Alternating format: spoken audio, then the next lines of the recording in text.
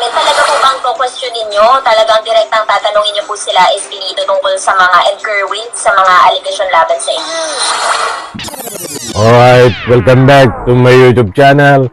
I'm Andy's Vlog. Ito, matindi ito mga kaibigan.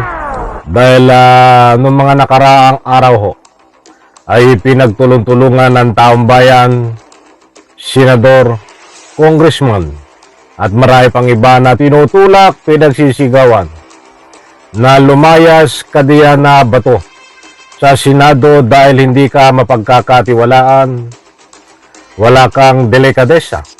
Ba't ang sagot ni Bato ay nagmatigas? Hindi ho siya lalayas, pumalag, at handa ho siyang ika nga po'y imbestigahan ang kanyang sarili at handa siya na tumistigo laban ho sa kanyang sarili. Nako ho. Magdakin niyo mga kaibigan. Ikaw ang inaakusahan, Senador Bato. Tapos ikaw ang mag-iimbestiga sa sarili mo. At sarili mo mismo ang magtitistigo laban sa sarili mo. Ano yun? Di ba ho? Ay katangahan yun, katarantaduhan, malaking kalukuhan, panluluko ng taong bayan.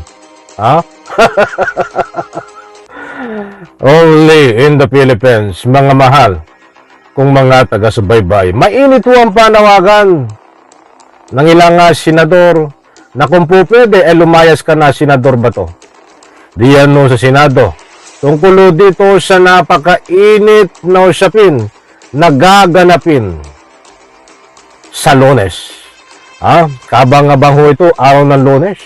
Dahil for the first time, dito lang po natin na mapapanood na sariling pagkatao, sarili niya ay iimbestigahan niya, sarili niya ay abogaduhan niya, sarili niya ay titistiguhan niya.